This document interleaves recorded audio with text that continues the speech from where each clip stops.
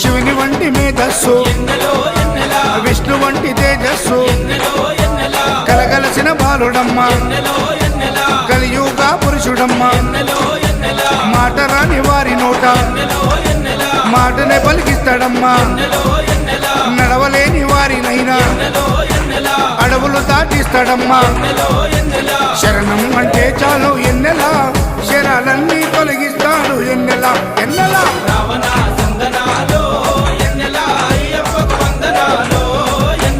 Ravana సందనాలో ఎన్నెలా మణికంఠకు వందనాలో ఎన్నెలా